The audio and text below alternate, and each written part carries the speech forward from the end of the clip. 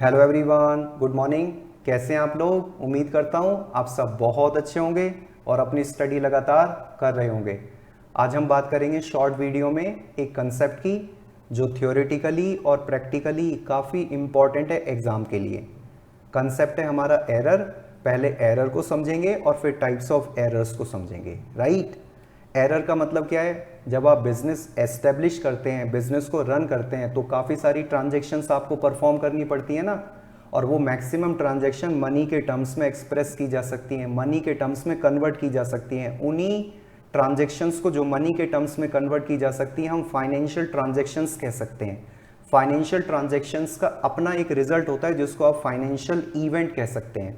तो जो financial transactions होती हैं, फाइनेंशियल इवेंट्स होती हैं रिलेटेड टू द बिजनेस, यदि आपने उनको रॉन्ग प्लेस पर रिकॉर्ड कर दिया है, रॉन्ग साइड रिकॉर्ड कर दिया है, या रिकॉर्ड करना ही आप भूल गए, तो यही तो एरर होगी। क्या ये एरर इंटेंशनल होगी या अनइंटेंशनल होगी? एरर नॉर्मली अनइंटेंशनल होती है। यदि आपने कोई एरर कमिट की है इंटेंशनली तो वो फ्रॉड होगा। फ्रॉड को डिटेक्ट करना मुश्किल है और रेक्टिफाई करना भी मुश्किल है। राइट।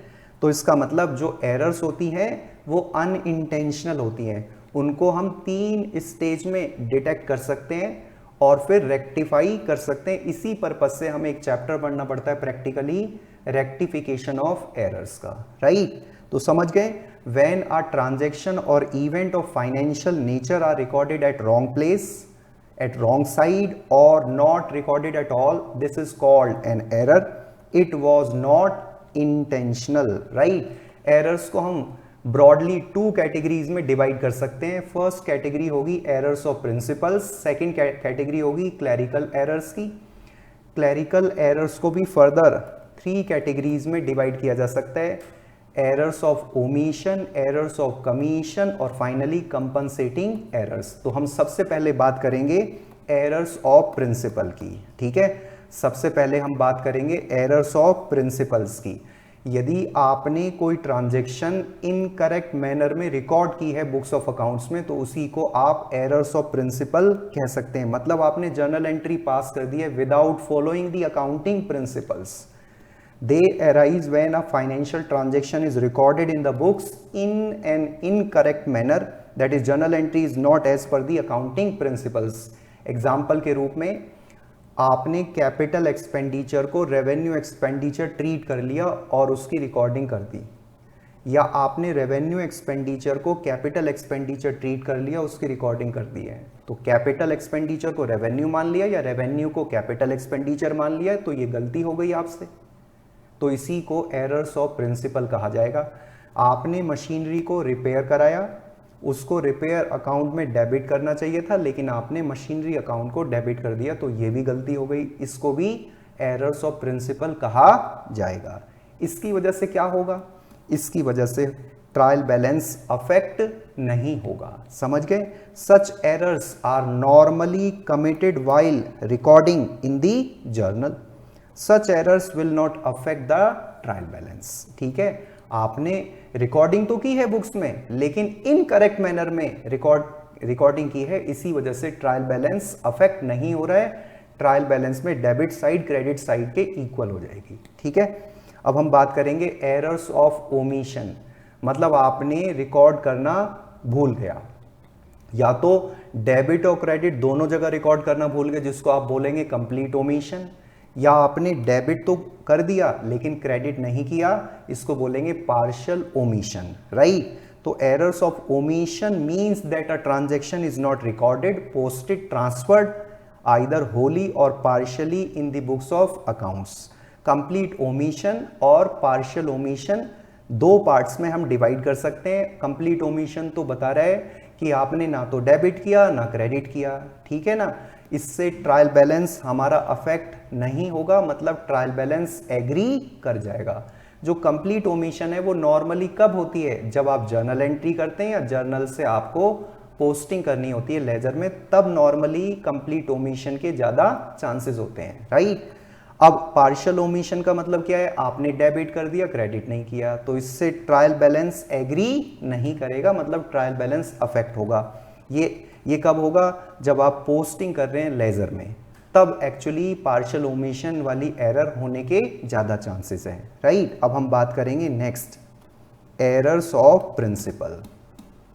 एरर्स ऑफ प्रिंसिपल का मतलब है कि आपने इनकरेक्ट मैनर में ट्रांजैक्शन को रिकॉर्ड कर लिया है, गलत रिकॉर्ड किया है। इसको हम फर्दर 4 पार्ट्स में डिवाइड कर सकते हैं, मतलब posting errors, casting errors, carry forward errors और finally duplication errors, right.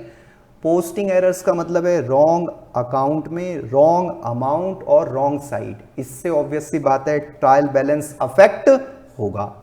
Casting error का मतलब आप जब टोटलिंग कर रहे हैं तब गलती कर दी, या बैलेंसिंग कर रहे हैं तब गलती कर दी। बैलेंसिंग का मतलब समझते हैं ना, मान लेते हैं सैलरी अकाउंट में डेबिट साइड में कितना है 50,000, क्रेडिट साइड में कितना है 30,000, तो आप क्रेडिट साइड में 20,000 बैलेंस शो करेंगे ना, आपने उसको 20 की जगह 22 कर दिया, तो इसको कहा जाएगा wrong balancing, that is casting errors. Obvious सी बात है इससे भी ट्रायल बैलेंस क्या होगा, अफेक्ट होगा।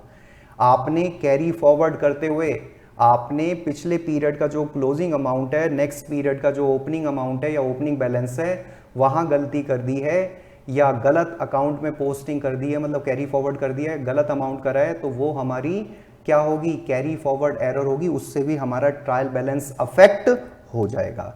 फाइनली डुप्लीकेशन एरर से ट्रायल बैलेंस अफेक्ट नहीं होगा। सेम अमाउंट है ट्रांजैक्शन का 50,000, आपने 1 लाख उसको रिकॉर्ड कर दिया, तो उससे ट्रायल बैलेंस अफेक्ट नहीं होगा, उसको डुप्लीकेशन एरर जरूर कहा जाएगा।